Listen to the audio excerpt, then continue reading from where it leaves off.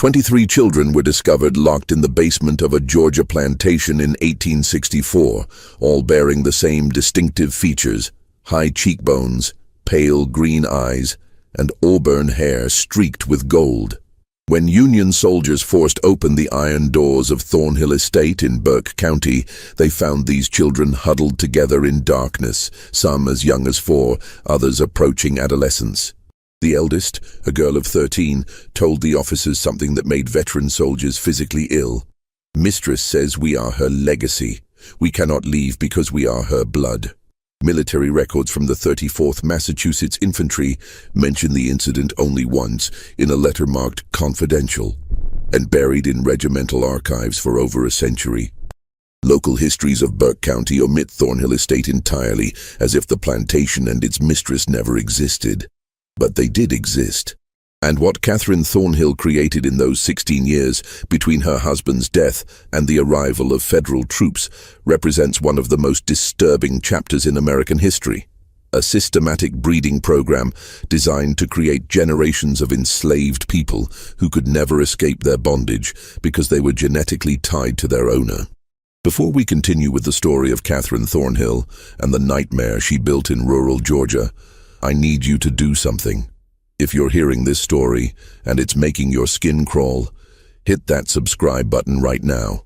This channel dives deep into the darkest corners of American history, the stories they don't teach in schools, the secrets buried in courthouse basements and forgotten military records. And I want to know where you're listening from. Drop a comment telling me what state or city you're in. Are you close to Burke County, Georgia? Does your town have secrets like this buried in its past? Let's find out together. Now, let's go back to where it all began. To a cold February morning in 1847, when a young widow inherited a dying plantation and conceived a plan that would haunt Georgia for generations. The winter Catherine Danforth Thornhill buried her husband was the coldest Burke County had seen in 20 years. The Thornhill estate sat on 1,700 acres of red clay soil, 7 miles southwest of Waynesboro, the county seat. In 1847, Burke County was cotton country, though not as prosperous as the Black Belt regions further west. The soil here was tired, overworked by decades of single-crop farming. Plantations that had flourished in the 1820s were struggling by the 1840s, squeezed between falling cotton prices and rising costs. The Mexican War had drawn away laborers, and talk of territorial expansion divided communities along bitter lines. Thornhill Estate had once been among the more successful properties in the region. Catherine's late husband, Jonathan Thornhill, had inherited it from his father in 1838, with 42 enslaved workers, adequate equipment, and manageable debt. But Jonathan had been a poor manager and an enthusiastic gambler. By the time a winter fever claimed him in February 1847, the estate was mortgaged to the hilt. The fields were producing barely enough to feed the workers, and creditors were circling like buzzards. Catherine was 28 when she became a widow. She had married Jonathan when she was 19, a strategic match arranged by her father, Theodore Danforth, a prominent merchant in Augusta. The Danforths were old Georgia money, descended from settlers who had arrived in the 1730s. Catherine had been educated by private tutors, spoke French passably well, and had been raised with expectations of managing a substantial household. What she had not expected was to inherit a failing plantation with crushing debts and a 16-year-old son who looked at her with something approaching hatred. Richard Thornhill was Jonathan's son from his first marriage. His mother had died giving birth to him in 1831, and Jonathan had remarried 5 years later. Richard had never warmed to Catherine, viewing her as an interloper who had replaced his real mother. He was a sullen, bookish boy who spent most of his time in the estate's small library, avoiding both his stepmother and the practical work of running a plantation. Catherine found him weak, impractical, and entirely too sentimental about the enslaved workers. He had once suggested they should be taught to read, an idea so dangerous that Catherine had forbidden him from speaking of it again. The plantation itself reflected its declining fortunes. The main house was a 2-story structure of whitewashed brick, with 6 columns across the front portico, built in 1805 in the Federal style. Paint peeled from the window frames, and the roof leaked in 3 places. The furniture inside was a mix of inherited pieces from Jonathan's family and cheaper replacements purchased when the good pieces had been sold to pay gambling debts. Behind the main house stood the kitchen building, the smokehouse, the dairy, and the overseer's cottage, all in similar states of disrepair. Further back, beyond a line of live oaks draped with Spanish moss, were the quarters where the enslaved population lived. In 1847, 31 people remained on the property, 11 men, 13 women, and 7 children. 16 others had been sold off over the previous 3 years to satisfy Jonathan's creditors. Those who remained knew that more sales were coming. Fear hung over the quarters like fog over the Savannah River. Catherine spent the first month after Jonathan's death in a kind of controlled fury. She met with the estate's lawyer, Ambrose Talbot, who laid out her options in blunt terms. Sell the property and the remaining workers to settle the debts, and perhaps have enough left over to live modestly in Augusta under her father's roof. Or find some way to make the plantation profitable again, which Talbot considered unlikely given the state of the cotton market and the estate's depleted resources. Neither option was acceptable to Catherine. Returning to Augusta would mean admitting failure. Living as a dependent spinster in her father's house, forever marked as the widow who couldn't hold on to her inheritance. But she also recognized that traditional plantation management wouldn't save Thornhill Estate. The land was worn out. The equipment was old. The remaining enslaved workers were insufficient in number to work the cotton fields profitably, and she had no money to purchase more. It was during one of these sleepless nights, poring over the estate's account books by candlelight, that Catherine conceived her plan. The idea came to her with the cold logic of desperation. If she couldn't afford to purchase workers, she would breed them, but not in the haphazard way most plantations did it, offering minor incentives for couples to have children and waiting 15 years for those children to become productive laborers. No, Catherine envisioned something far more systematic, more controlled. She would create a population of workers who were biologically tied to the estate, who could never be sold because they were her own descendants, who would have an instinctive loyalty to the plantation because it was literally in their blood. The plan was monstrous, but to Catherine, it was also elegant. She was still young enough to bear children. She would select the strongest, healthiest men among the enslaved population and conceive children with them. These children would be raised knowing their parentage, would be given slightly better treatment than the others to ensure their loyalty, and when they reached maturity, would be paired with enslaved women to produce the next generation. Within 20 years, Catherine calculated, she could have a workforce of 50 or more, all bound to Thornhill Estate by ties that went deeper than legal ownership. She began keeping a journal to work out the details. This was no diary of personal feelings. Catherine was far too practical for that. Instead, she created what she called her cultivation records, filled with calculations, observations, and plans. She wrote in a simple substitution cipher, replacing key words with innocuous agricultural terms. Children became seedlings. The men she selected became rootstock. Pregnancies were plantings. The journal's pages were covered with diagrams that looked like breeding charts for livestock, because that was essentially what they were. Catherine's first selection was a man named Isaac, 24 years old, born on the plantation and known for his physical strength and steady temperament. She summoned him to the main house on a March evening in 1847, after the other workers had retired to the quarters. What happened that night was recorded in Catherine's journal only as first planting completed with rootstock 1, weather clear and mild. 3 weeks later she summoned him again, and then twice more before the month ended. By April, Catherine was confident she was pregnant. She recorded this in her journal with the same emotional detachment she might note the planting of cotton. Initial cultivation successful. Anticipate harvest in December. Richard Thornhill first suspected something was wrong with his stepmother in late May of 1847. He noticed she had stopped taking her morning rides around the property, claiming the heat bothered her even though the Georgia summer had barely begun. She took her meals in her room more frequently and had dismissed the house servant who usually attended her, preferring to manage her own affairs. For a woman as concerned with appearances as Catherine, this withdrawal was unusual. But it was a conversation Richard overheard in early June that truly alarmed him. He had been in the library, hidden behind one of the tall bookcases, when Catherine met with Miriam Grayson in the adjacent parlor. Mrs. Grayson was the local midwife, a sharp-featured woman of 50 who attended births for both white and enslaved families throughout Burke County. Richard knew her slightly. She had a reputation as a skilled practitioner, but also as someone who asked few questions and kept confidences absolutely. "You're certain of your condition?" Mrs. Grayson asked in her clipped professional tone. "Quite certain," Catherine replied. "I should think sometime in early December." "And Mr. Thornhill passed in February, you said?"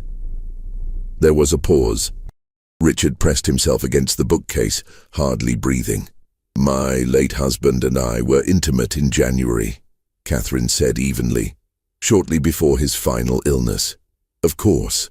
Mrs. Grayson's voice carried a note of something, not quite disbelief, but a careful neutrality. "I'll need to examine you properly, and we should discuss the arrangements for the delivery. Will you want me here at the house?" "I will. And I'll need your discretion, Miriam. Absolutely. You have it, as always." Richard waited until both women had left the room before emerging from his hiding place. His hands were shaking. The mathematics didn't work. His father had been bedridden for the entire month of January, barely conscious most days, racked with fever and chills. Richard had sat with him many nights. There had been no possibility of intimate relations between his father and Catherine, which meant the child Catherine was carrying had been conceived after Jonathan's death, in March or April, with someone else. The implications made Richard sick to his stomach. If word got out that Catherine had conceived a child out of wedlock, the scandal would destroy what little remained of the family's reputation. Creditors would move immediately to seize the property. The Danforth family in Augusta would disown her. But beyond the practical consequences, Richard was appalled by the deception itself. Catherine intended to claim this child as his father's legitimate heir, to lie to everyone, to build her future on a foundation of fraud. He considered his options. He could confront Catherine directly, but he was only 16 and she held all legal authority over the estate. He could go to lawyer Talbot in Waynesboro, but without proof, it would be his word against Catherine's. And as a minor, his testimony would carry little weight. He could write to his grandfather Danforth in Augusta, but Catherine read all outgoing mail from the estate. Instead, Richard began to watch Catherine carefully, looking for evidence, trying to understand what she was planning. He noticed that she summoned Isaac to the main house regularly, always after dark, always when the overseer was away in town or occupied with duties elsewhere on the property. He saw how Catherine's manner toward Isaac was different from her treatment of other enslaved workers, not kind exactly, but less overtly hostile. She spoke to him in full sentences rather than curt commands. By July, Richard was certain. Isaac was the father of Catherine's child. The realization filled him with horror, not just at the violation of social and legal boundaries, but at what it revealed about Catherine's character. She had coldly, deliberately chosen to conceive a child with an enslaved man, to claim that child as her late husband's, and to maintain this lie indefinitely. What kind of woman was capable of such calculated deception? He found part of the answer in early August, during one of Catherine's rare trips to Waynesboro. Richard had been searching for legal documents related to the estate. He had vague thoughts of finding something that might give him leverage over Catherine, when he discovered a leather-bound journal hidden in a locked drawer of Catherine's writing desk. The lock was simple enough for a determined 16-year-old to pick. The journal was written in cipher, but Richard had always been good with puzzles. It took him 3 days, working in secret whenever Catherine was out of the house, to crack the basic substitution pattern. What he read made his blood run cold. Catherine wasn't just having an affair with Isaac, she was implementing a deliberate breeding program. The journal laid it out in chilling detail. Her plan to conceive multiple children with selected enslaved men, to raise those children as part of the plantation workforce, and eventually to breed those children with each other and with other enslaved people, to create an ever-expanding population of workers who would be genetically tied to Thornhill Estate and to Catherine herself. There were charts, calculations of expected births over 5-year periods, notes on which men displayed desirable physical characteristics, speculation about whether traits like strength, intelligence, and temperament were heritable. It read like something from a livestock breeder's manual, except the livestock were human beings. Richard copied several pages of the journal, translating the cipher into plain English, his hand shaking so badly he could barely hold the pen.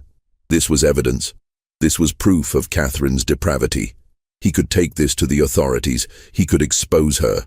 But that night, at dinner, Catherine looked at him with those cold green eyes and said casually, "Richard, have you been in my study recently? Some of my papers seem to have been disturbed." "No, ma'am." Richard lied, his throat tight. "I keep certain documents locked away for good reason," Catherine continued, cutting her meat with precise strokes. "If I ever found that someone had violated my privacy, broken my trust in such a fundamental way, I'm afraid I would have to take serious action. Do you understand?" "Yes, ma'am." "Good. Because family loyalty is everything, Richard. Everything. Without it, we're simply animals tearing at each other." She smiled, but it didn't reach her eyes. "I know you loved your father very much. I would hate for his memory to be tarnished by scandal. Especially scandal that might emerge from within his own household." The threat was clear. If Richard tried to expose Catherine, she would find a way to turn it back on him, to paint him as a disturbed, resentful stepson inventing lies about a grieving widow. Who would people believe? A respected plantation mistress from a prominent family, or an awkward teenage boy with known resentment toward his stepmother? Richard returned to his room that night and burned the pages he had copied. But he kept watching Catherine, and he began to feel increasingly unwell. It started with fatigue. By September, Richard found himself exhausted by mid-afternoon, unable to focus on his books. His appetite diminished. He developed frequent headaches that made it difficult to think clearly. By October, he was experiencing muscle weakness and occasional stomach pains. Catherine showed great concern. She insisted Richard stay in bed. She prepared his meals herself, bringing him bowls of soup and plates of soft foods. She summoned Mrs. Grayson to examine him. The midwife, who also served as a general medical practitioner in the absence of a proper physician, diagnosed nervous exhaustion complicated by possible consumption. She prescribed rest, fresh air when Richard felt strong enough, and a special tonic that Catherine obtained from a pharmacy in Augusta. "Tuberculosis often strikes young men of sensitive disposition," Catherine told Richard, adjusting his pillows with attentive care. "Your father had a cousin who died of it at just your age. We must be very vigilant." Richard knew better. He had read about arsenic poisoning during his hours in the library. He recognized the symptoms in himself: the fatigue, the digestive troubles, the muscle weakness. Catherine was slowly killing him, disguising murder as disease, eliminating the one person who knew her secret and posed a threat to her plans. But he was too weak to fight back, too isolated to get help. The house servants followed Catherine's orders absolutely. The overseer rarely came to the main house. Richard's room was on the second floor, and by November he barely had the strength to get out of bed, let alone escape the property and reach Waynesboro. He made one final attempt to expose Catherine in late November, writing a letter to his grandfather Danforth in Augusta. It took him 3 days to compose it, working for a few minutes at a time before exhaustion overwhelmed him. He described Catherine's breeding program, her journal, the poisoning. He sealed the letter and gave it to one of the younger house servants, a girl named Pearl, begging her to post it in Waynesboro without telling Catherine. Pearl took the letter. But she also told Catherine, terrified of what would happen if the mistress discovered she'd been keeping secrets. Catherine read the letter, expressionless, then burned it in the fireplace in front of Richard. "You're very ill, darling," she said softly, almost tenderly. "The fever is affecting your mind. You're imagining things that aren't real. It's a mercy, really, that you won't have to suffer much longer." Richard Thornhill died on December 3, 1847, 3 weeks before his 17th birthday. Dr. Samuel Pritchard from Waynesboro, summoned to record the death, noted consumption as the cause and remarked that the young man had wasted away with tragic speed. Catherine wept decorously at the funeral. She wore black for a full year. 4 days after Richard's burial, Catherine gave birth to a healthy son. She named him Jonathan, after her late husband, and claimed he had been born slightly premature, which explained any questions about timing. Few people in Burke County thought to count backwards from the birth to Catherine's widowhood. Those who did kept their speculations to themselves. It was not the kind of thing one discussed openly.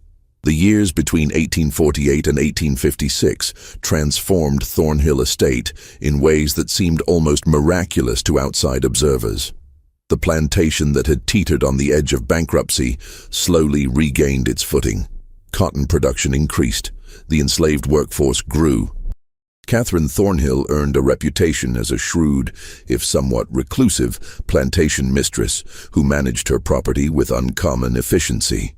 But that efficiency came at a terrible cost that no outsider ever saw.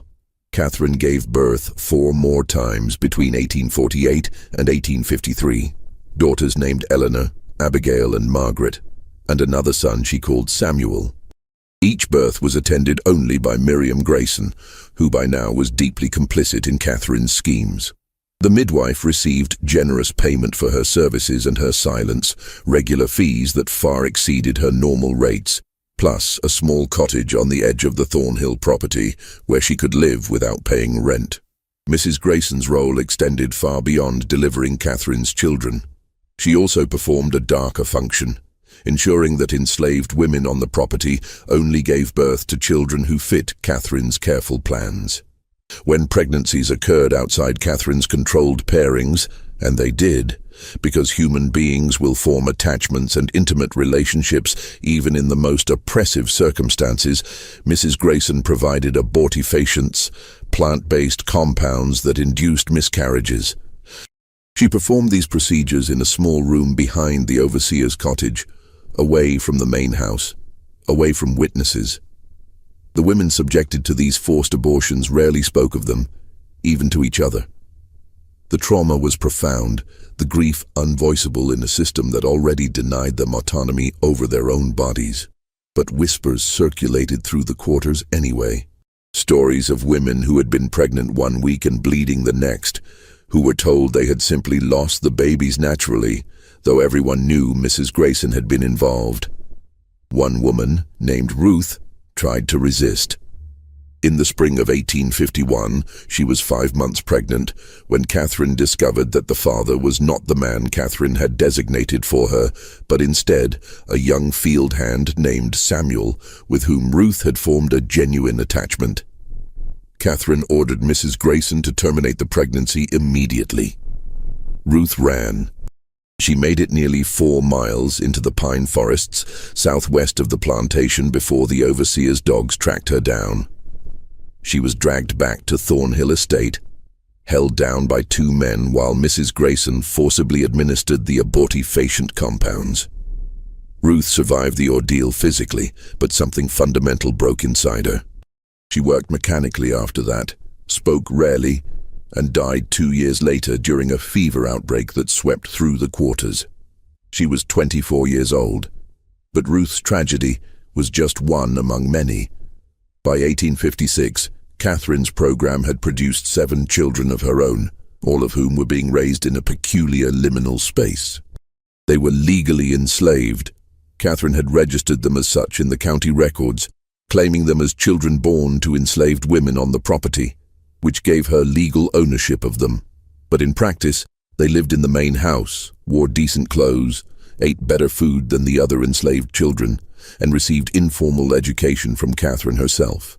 Young Jonathan, the eldest, was 8 years old in 1856. He was a serious, quiet child who resembled Catherine strongly. The same green eyes, the same auburn hair, the same sharp features. He had no memory of his father Isaac, who had been sold to a plantation in Alabama in 1849. Catherine had found Isaac's presence a complication once his purpose had been served. The money from his sale helped pay down some of the estate's remaining debts. The younger children knew nothing of their true parentage. Catherine told them they were fortunate orphans whom she had taken into her household out of Christian charity. She taught them to read and write, a dangerous illegality in Georgia, where teaching enslaved people literacy was prohibited by law, but Catherine was confident no one from the outside would ever enter her home and discover what she was teaching these children. She was grooming them, preparing them for the next phase of her plan. But that phase required patience. The children needed to reach physical maturity before they could be used for breeding. Catherine continued her meticulous record-keeping, tracking their growth, their health, their temperaments. She noted which children showed physical strength, which seemed more intelligent, which were more compliant. She was planning pairings decades in advance. In the meantime, she continued having children of her own.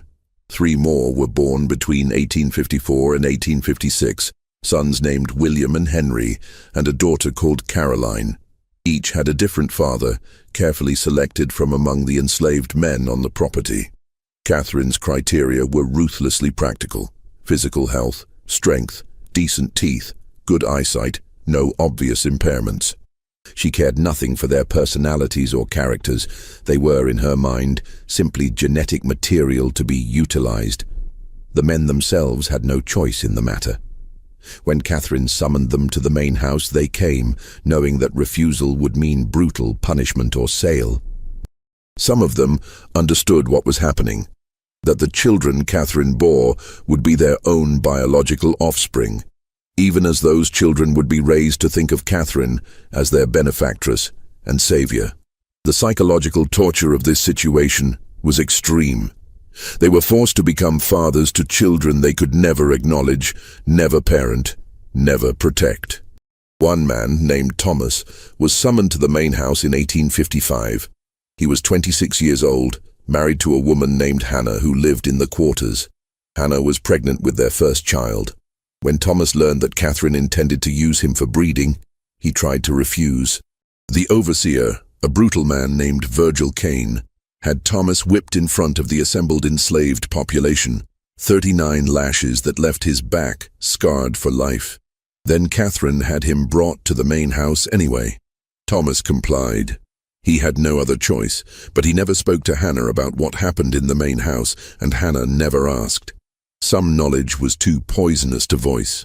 By 1856, Thornhill Estate housed a population that looked normal on the surface, but was actually structured along Catherine's twisted logic. There were the field workers, about 20 adults and their children, who worked the cotton and corn under the overseer's supervision. There were the house servants, 3 women and 1 elderly man who cooked, cleaned and maintained the domestic space. And then there were Catherine's special children, 10 in total by 1856, ranging in age from 8 years old down to infancy. These children occupied a strange position in the plantation hierarchy. The other enslaved people resented them for their privileges, but also pitied them for what they represented. Everyone in the quarters understood on some level what Catherine was doing. They didn't have language for eugenics or breeding programs; those terms would come later. But they recognized the pattern. They saw how Catherine kept detailed records of the children, how she measured them periodically, how she noted their development in her locked journal. And they waited with a kind of horrified anticipation for what would happen when these children grew up. Because everyone knew what Catherine intended. She had made it clear in subtle ways, in comments and instructions. These children were being raised to produce the next generation of workers.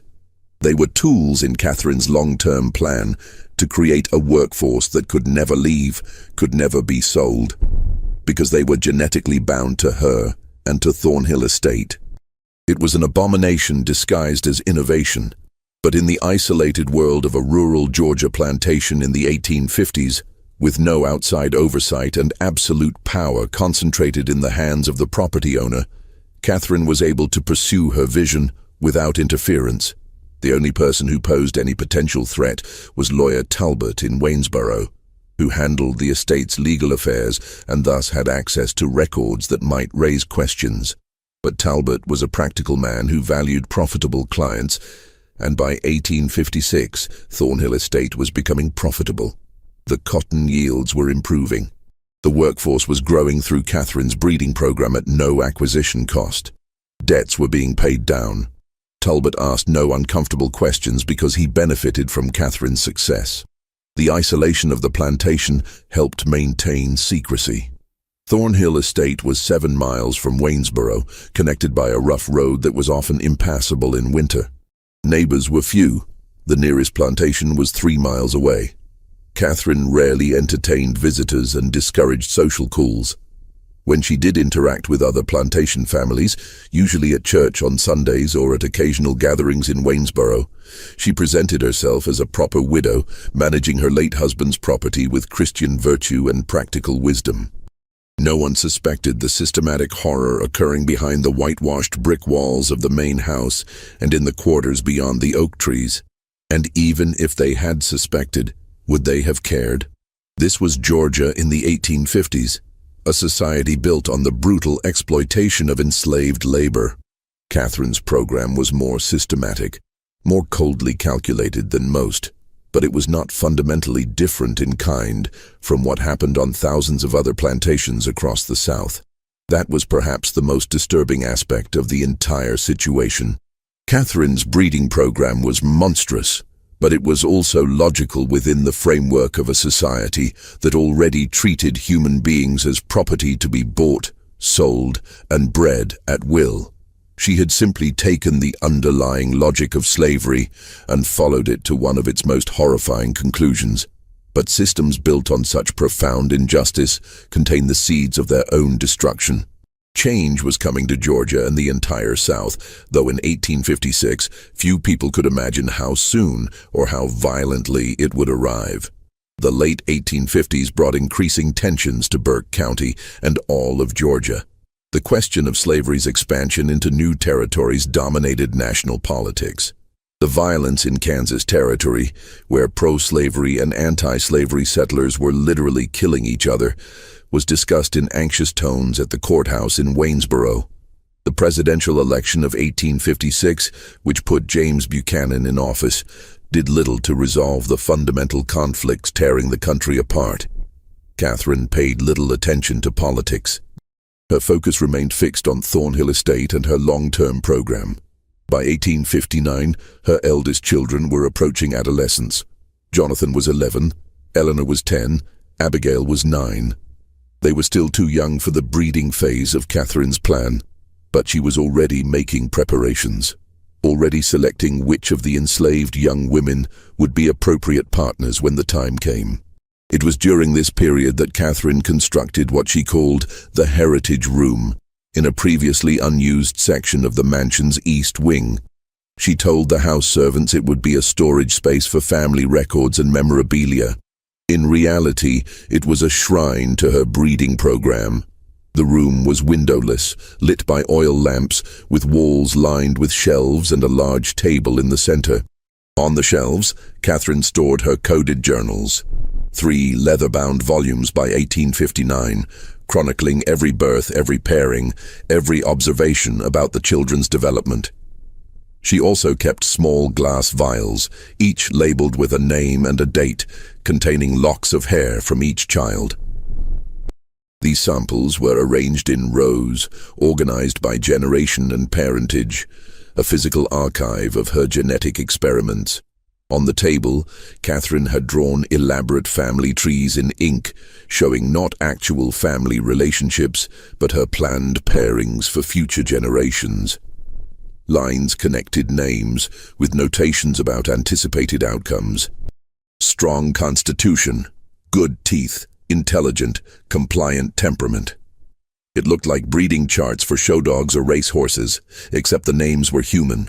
Abigail paired with Thomas's son Jacob, Eleanor with Isaac's son Marcus, who would be born in 1862, Margaret with Samuel's nephew Peter.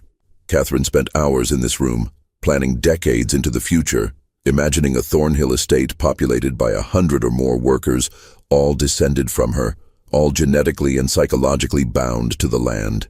In her mind, she was creating something revolutionary, a plantation that would never face labor shortages, never require expensive purchases of new workers, never risk mass escapes, because the enslaved population would have nowhere else to go. They were family, in the most literal sense. The practical implementation of this vision required Catherine to exert even tighter control over the plantation's social structures. She began separating the children into different groups based on their roles in her program. The special children, her own biological offspring, continued living in or near the main house. The other enslaved children were kept at a distance, sleeping in the quarters, working in the fields as soon as they were old enough. But Catherine needed these other children too. They were necessary for the genetic mixing she envisioned. So she implemented a system of subtle manipulation, offering small privileges to families who cooperated with their pairings, threatening separation and sale to those who resisted. The psychological pressure was immense and constant. A woman named Violet, mother of 3, found herself in an impossible position in 1860. Catherine had decided that Violet's eldest daughter, a girl of 14 named Sarah, should be paired with one of the older field hands, a man in his 30s named Elijah. Sarah was terrified. She was still a child, and Elijah was old enough to be her father. Violet begged Catherine to wait, to give Sarah more time. Catherine's response was cold. "You have 2 younger daughters, Violet. Would you prefer I sell them to settle this matter? Or will Sarah do her duty to this estate and to you?" Sarah was paired with Elijah that autumn. She gave birth to a daughter 9 months later and died from complications of the delivery. She was 15 years old. Violet never recovered from the loss. She continued working mechanically, speaking to no one, and in 1862 she walked into the Savannah River and drowned herself. But tragedies like Sarah's and Violet's were invisible to outside observers. When visitors came to Thornhill Estate, which was rare, they saw a well-managed plantation with neat fields, a substantial house, and a workforce that appeared adequately fed and housed. The horror was carefully hidden, buried in the quarters, locked in the heritage room, encoded in Catherine's journals. Then came 1860 and everything changed. Abraham Lincoln was elected president. South Carolina seceded from the Union in December. Georgia followed in January 1861, with delegates at the secession convention in Milledgeville voting 208 to 89 to leave the United States and join the Confederate States of America. War came in April with the firing on Fort Sumter. Initially, many Georgians believed it would be a short conflict, a few months, perhaps a year, and the Confederacy would establish its independence. But the war dragged on through 1861, into 1862, through 1863. Young men from Burke County marched off to fight in Virginia and Tennessee. Some returned in coffins. Others didn't return at all. The war disrupted Catherine's plans in ways she hadn't anticipated. The overseer, Virgil Kane, enlisted in the Confederate Army in 1861 and was killed at Shiloh in April 1862. Finding a replacement was difficult. Most able-bodied white men were away at war. Catherine eventually hired an elderly man named Silas Kendrick, who was too old for military service. Kendrick was less brutal than Kane had been, but he was also less effective at maintaining discipline and control. The enslaved population at Thornhill Estate began to sense the shifting power dynamics. News filtered through the slave networks that connected plantations across Georgia. Whispered reports of Union victories, rumors that Lincoln had issued a proclamation freeing enslaved people in Confederate territory, speculation about what would happen if the Yankees came south. Catherine tightened her control as best she could.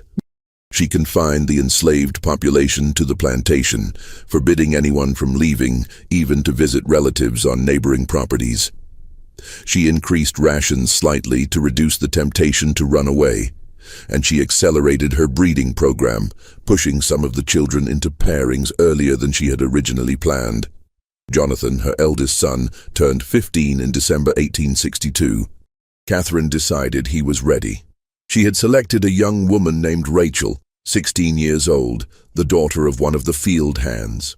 Rachel had no say in the matter. In February 1863, Catherine arranged for Jonathan and Rachel to be married in a ceremony she conducted herself in the main house, a mockery of a wedding with no legal standing, designed purely to give a veneer of respectability to the breeding pairing. Jonathan, who had been raised in isolation from the other enslaved people and taught to think of Catherine as his benefactress, accepted this arrangement without question. He had no understanding of what had been done to him, no awareness that Catherine was his biological mother, no sense of the profound wrongness of the entire situation. Rachel, traumatized into silence, said nothing. But others in the quarters were watching. They saw Catherine pairing these special children, the ones she'd raised in the main house, with the other enslaved young people. They understood this was the next phase of whatever Catherine had been planning all these years.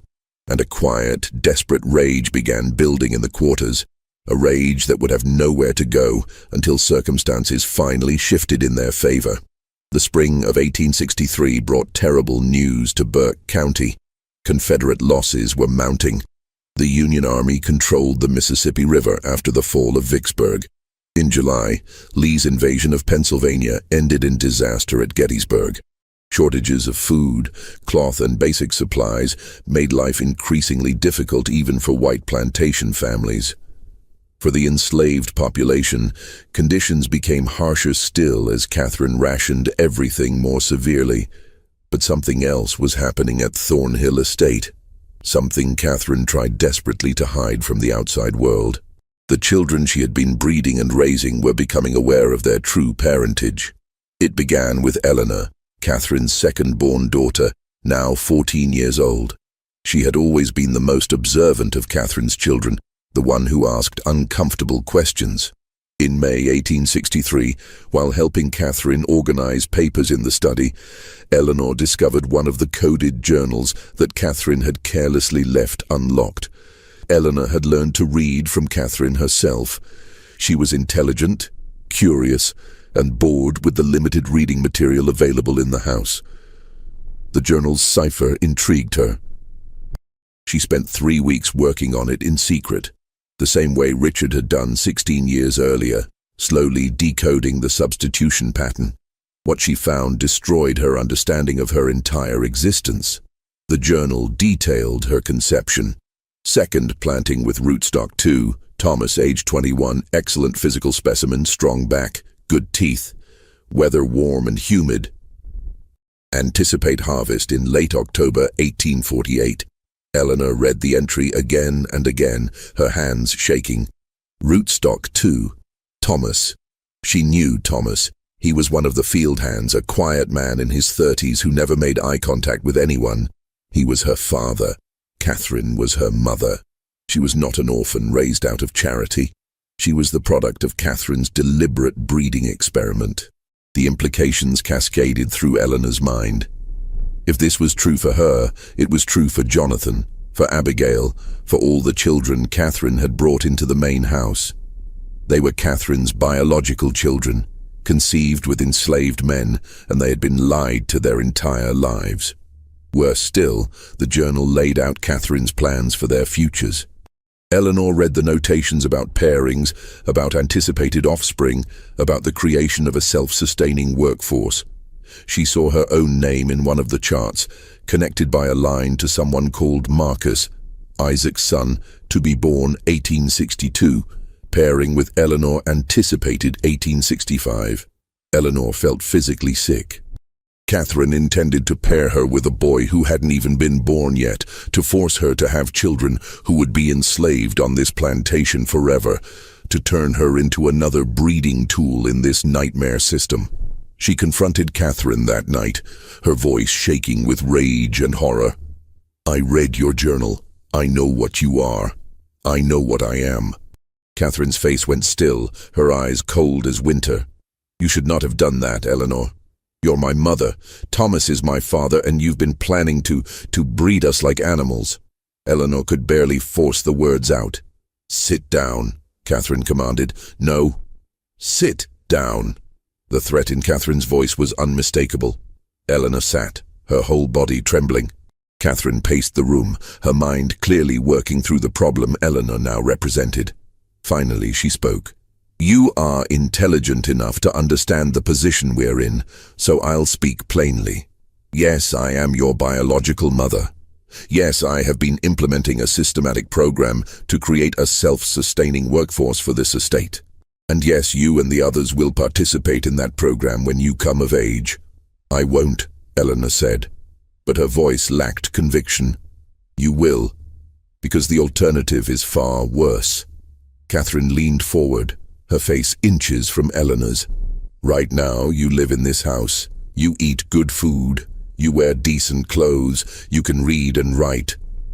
What do you think happens if you refuse to cooperate? I sell you. I sell you to a plantation in Alabama or Mississippi where they work field hands to death in 5 years, where women are brutalized as a matter of course, where literacy earns you a whipping or worse. Is that what you want?" Eleanor said nothing, tears streaming down her face. "I thought not." Catherine straightened. "You will not speak of this to your brothers or sisters. You will not speak of it to anyone in the quarters. You will continue your life exactly as before.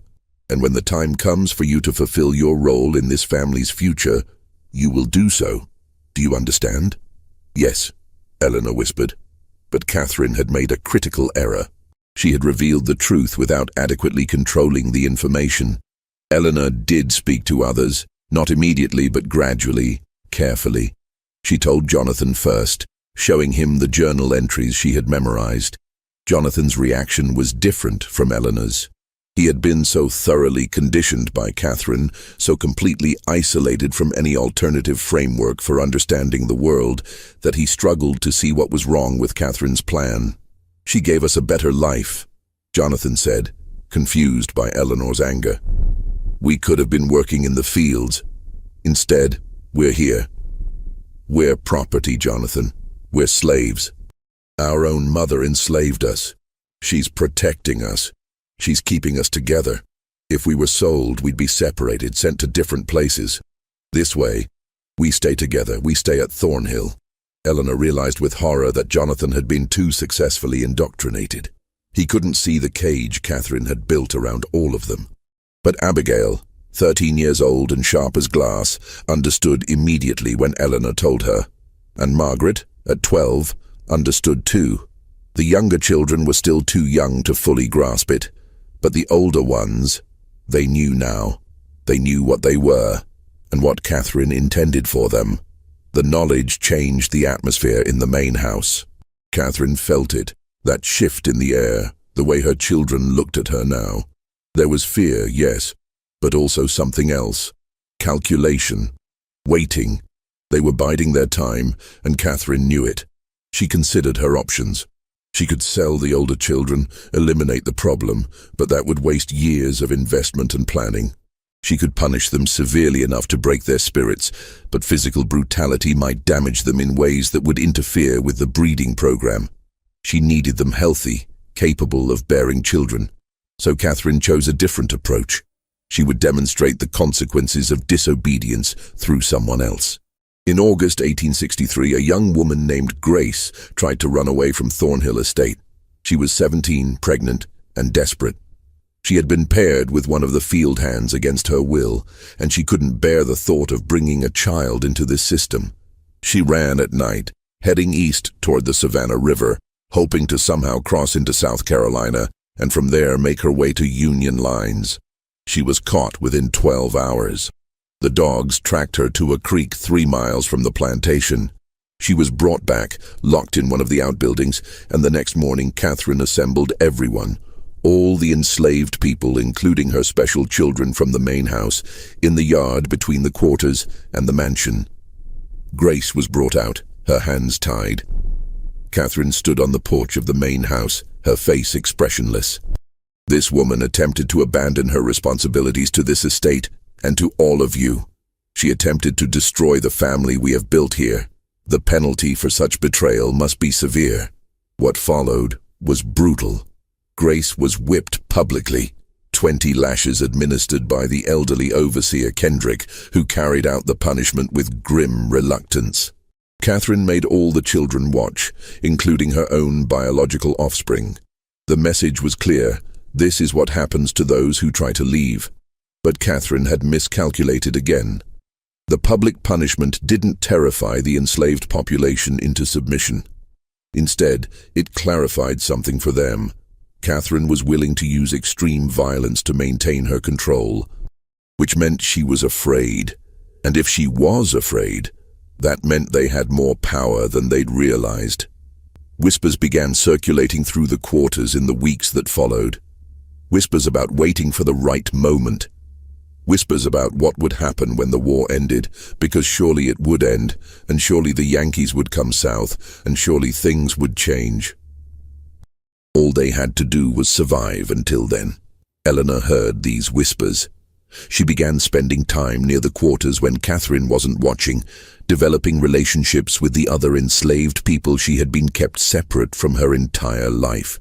She learned things Catherine had never told her, about her father Thomas, about the other men Catherine had used, about the women who had died or been broken by Catherine's program. One evening in October, Eleanor met with a group of the older enslaved women in the woods beyond the quarters. They sat in a circle in the darkness, speaking in low voices. A woman named Hope in her 40s looked at Eleanor with something between pity and respect. "Your mama, she thinks she made something special here," Hope said quietly. "Thinks she made family. But all she did was make people who hate her in ways she can't even understand." "What happens when the war ends?" Eleanor asked. "Depends on who wins," Hope replied. "Yankees win, we're free. Confederates win, things stay the same or get worse. But either way, your mama can't keep doing what she's been doing. Too many people know. Too many people angry. Something got to break." "What if we made it break?" Eleanor asked. The women looked at her in surprise. Hope leaned forward. "What you saying, child? What if we didn't wait for the war to end? What if we ended this ourselves?" The idea hung in the air, dangerous and intoxicating. One of the younger women, Anna, spoke up. "You talking about running, taking everyone and running? Or fighting?" Eleanor said.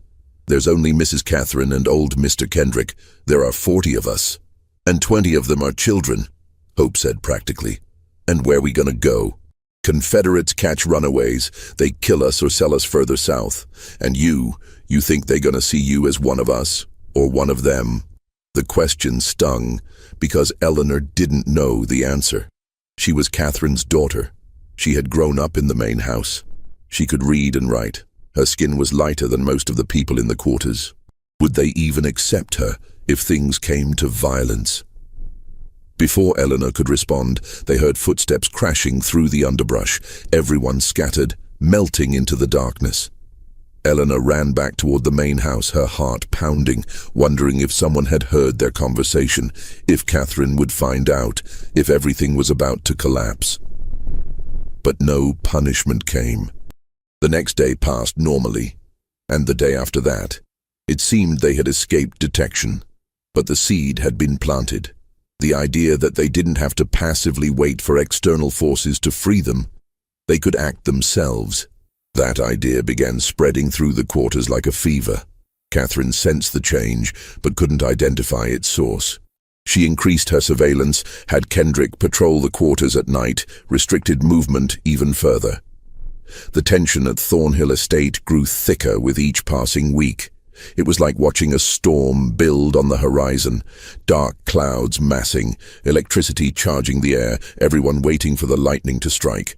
The break came in March of 1864, but not in the way anyone expected.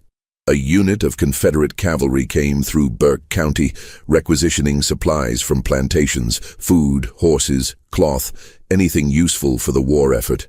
Catherine had no choice but to comply. She provided corn, preserved meat, and 2 of the plantation's best horses.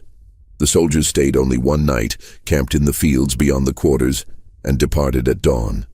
but their presence had consequences. The soldiers spoke openly about the war's progress, and the news was bad for the Confederacy. Sherman was pushing through Georgia. Union forces were closing in from multiple directions. Some soldiers spoke fatalistically about the war being lost, about going home, about the impossibility of maintaining the fight much longer. The enslaved population at Thornhill Estate heard every word. Hope surged through the quarters. Freedom was coming. It might be months or weeks, but it was coming. All they had to do was hold on a little longer.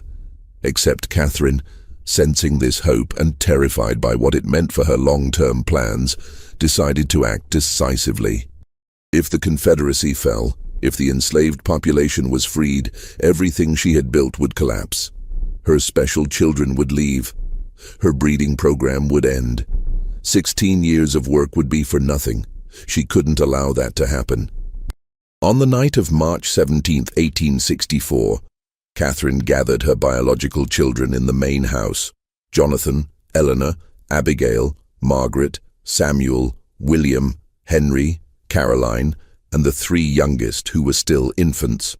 11 children in total, ranging from 16 years old down to 6 months. "Things are going to change very soon," Catherine told them, her voice calm, but her eyes intense. "The war may end badly for us. The Yankees may come. There may be attempts to take you away from me, to destroy our family. I cannot allow that to happen." Eleanor felt ice slide down her spine.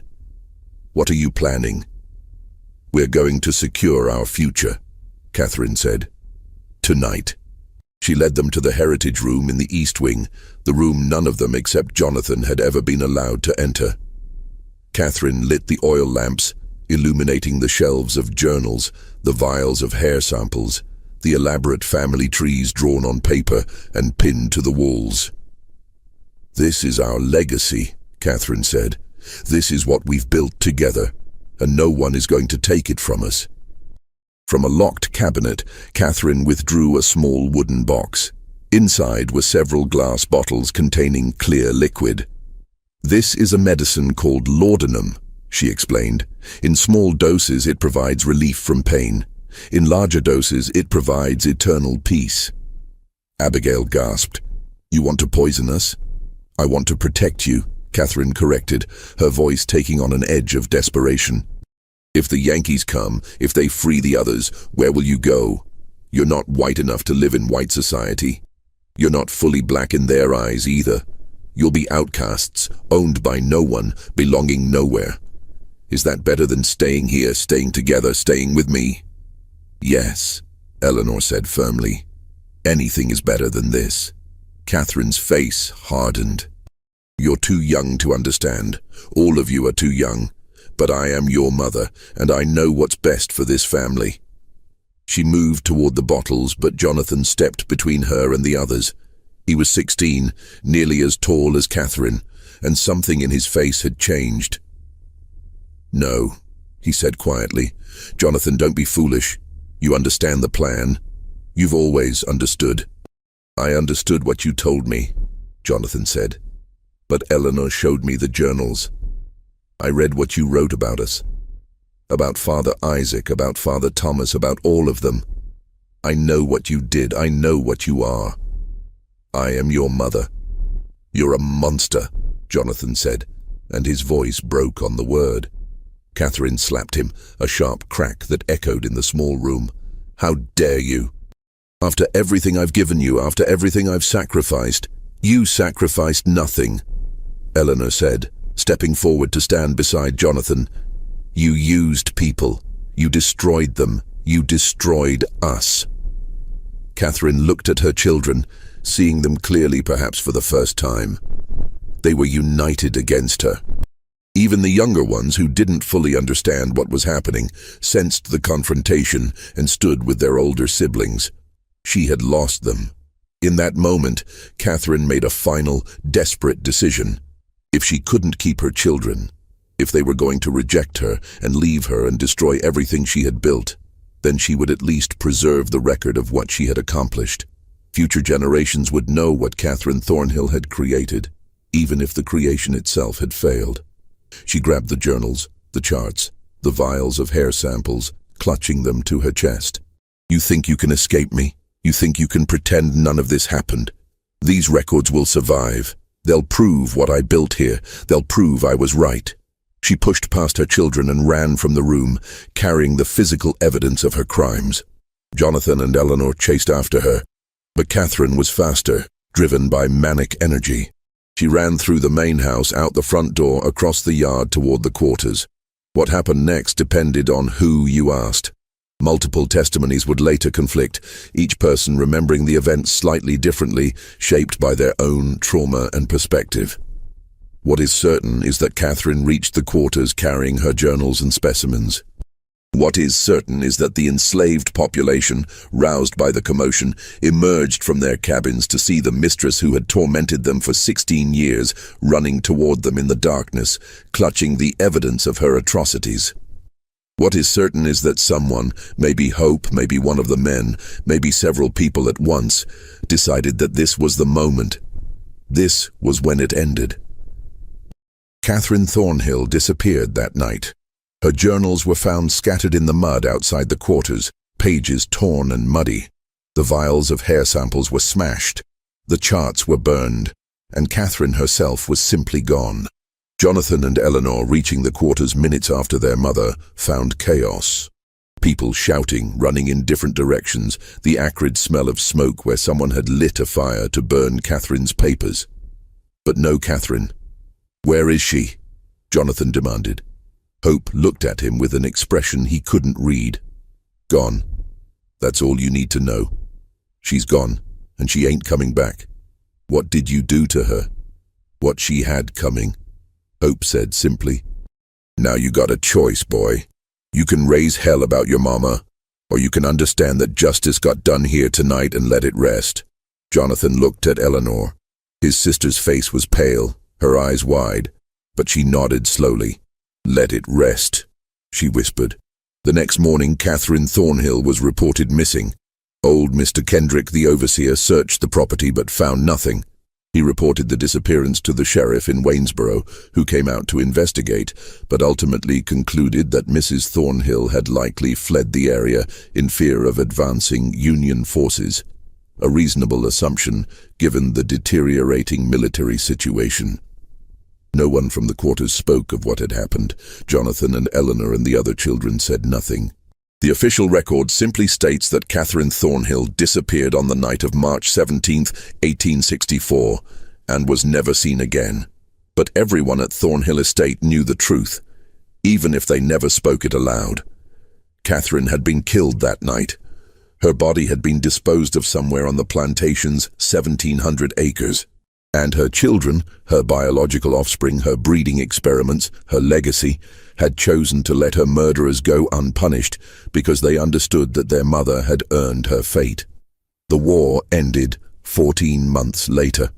General Sherman's army swept through Georgia in late 1864, though they passed 30 miles north of Burke County and never came directly to Thornhill Estate.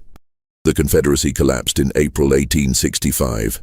Freedom came to the enslaved population of Georgia through a combination of military occupation, the 13th Amendment, and the simple fact that the system of bondage could no longer be maintained. At Thornhill Estate, the transition was complicated.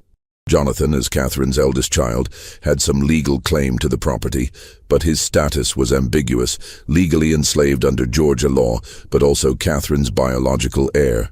Lawyer Talbot in Waynesboro tried to sort out the mess, but eventually gave up. The property fell into a kind of legal limbo. Most of the formerly enslaved population left Thornhill Estate within weeks of emancipation.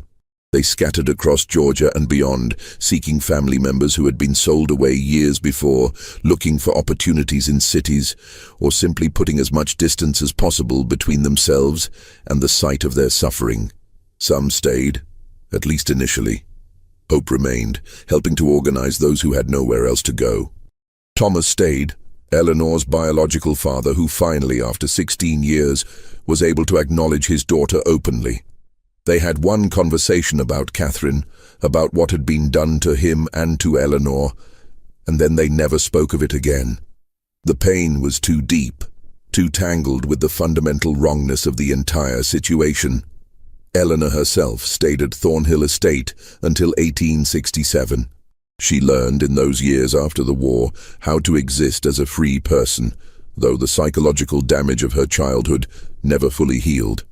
She eventually moved to Savannah, where she worked as a seamstress and married a carpenter named William Foster. She never had children. She never spoke publicly about her mother or her childhood. When she died in 1903, her obituary made no mention of Thornhill Estate or Burke County. Jonathan stayed at the plantation longer, trying to work the land with a small group of freedmen who remained. But the cotton market was depressed, the soil was exhausted, and the property's reputation had begun to spread through the black community in Burke County. By 1869, Jonathan gave up and abandoned the estate. He drifted west, eventually settling in Texas under an assumed name. He died in 1891, and his few possessions included a small notebook where he had written over and over in tiny script, "I did not choose this. I did not choose this. I did not choose this." Thornhill Estate itself decayed rapidly. The main house was partially burned in a suspicious fire in 1871. The remaining structures fell into ruin. The land was eventually seized for unpaid taxes and sold at auction in 1878 to a timber company that cleared the old growth trees and divided the property into parcels. But in 1871, something was discovered that brought the entire story back to public attention, at least briefly. A well driller working on a neighboring property accidentally broke through into an old cistern on what had been Thornhill land. Inside the cistern, 30 feet below ground, was a skeleton. The remains were mostly intact, preserved by the cool, dry conditions. They belonged to a woman, probably in her 30s or 40s. Scraps of cloth suggested a dress from the 1860s. A corroded metal locket found near the skeleton contained 2 miniature portraits, a man and a young boy. The coroner in Waynesboro examined the remains and concluded the woman had died from blunt force trauma to the skull. The skeleton was buried in an unmarked grave in the county cemetery. The official record identified the remains only as unknown female, discovered former Thornhill property, 1871. But people in Burke County's black community knew who it was. The story had been passed down in whispers in kitchens and churches, in coded language that protected those who had been present that night in March 1864. They knew Catherine Thornhill had been killed by the people she had enslaved and brutalized. They knew her body had been hidden in a deep well or cistern. They knew justice, of a kind, had been done. Over the years, more information emerged, though always fragmentarily, always incompletely. In 1889, a man on his deathbed in Alabama confessed to a minister that he had helped murder his former mistress in Georgia during the war. He provided no name, no details, but the minister noted the confession in his records. In 1902, a woman in Savannah, Hope's granddaughter, wrote a short memoir that mentioned the night the devil mistress disappeared and nobody mourned her. The most damning evidence came to light in 1923, when a historian researching Burke County's Civil War history discovered a cache of letters in the courthouse basement. Among them was a letter written in 1865 by Union Captain Samuel Reynolds, who had commanded one of the first federal units to enter Burke County after the war ended. Reynolds wrote, "We discovered disturbing evidence at a property called Thornhill Estate, indications of systematic breeding experiments conducted by the late owner upon enslaved persons, including her own biological offspring.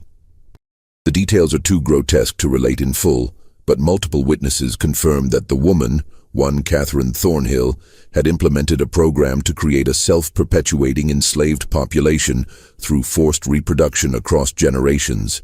The witnesses also informed us that Mrs. Thornhill disappeared in March 1864, and though they would not explicitly state what occurred, their meaning was clear enough.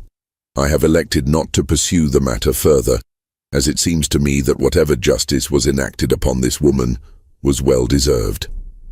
I have directed my men to say nothing of what we learned here." The letter was filed away and forgotten again until a graduate student found it in 1954 while researching her dissertation on Reconstruction in Georgia. She tried to verify the story, interviewing elderly residents of Burke County who might remember family stories from that era. Most claimed to know nothing. One woman, 93 years old, the great-granddaughter of one of the enslaved people at Thornhill Estate, said only, "Some things happened that needed to happen. Some people did things that needed doing, and that's all that needs to be said about it." The final mystery of Thornhill Estate concerns the 23 children found locked in the basement when federal troops arrived. Captain Reynolds' official report mentions them, as do several letters written by soldiers in his unit. The children were freed and placed with freedmen families in Burke County and surrounding areas. But what happened to them after that is lost to history. Some of them surely survived to adulthood, some likely had children of their own. Which means there are probably people alive today, living in Georgia or elsewhere, who carry Catherine Thornhill's genetic legacy without knowing it. They might be descended from Jonathan or Eleanor, or one of the other children from the breeding program. They might carry some of those distinctive features, pale green eyes, auburn hair, sharp cheekbones, that marked Catherine's offspring. They would never know their ancestor built her legacy on one of the most calculated systems of exploitation and cruelty in American history. They would never know they exist because a woman decided to treat human beings as livestock, to build a dynasty on forced reproduction and genetic control. They would never know that their great-great-great-grandmother's body lies in an unmarked grave in Burke County, placed there by the people she had tormented, people whose names we will never know because they protected each other's secrets even in freedom.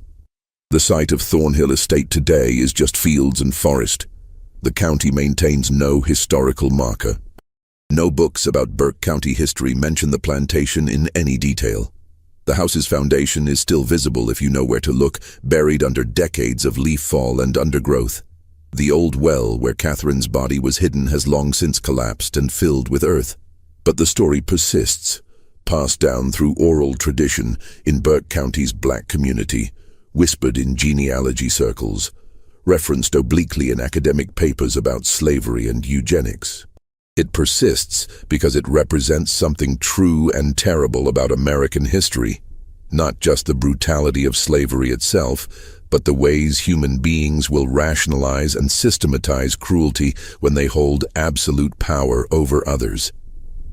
Catherine Thornhill convinced herself she was building something revolutionary, creating a new model for plantation management, securing her family's future.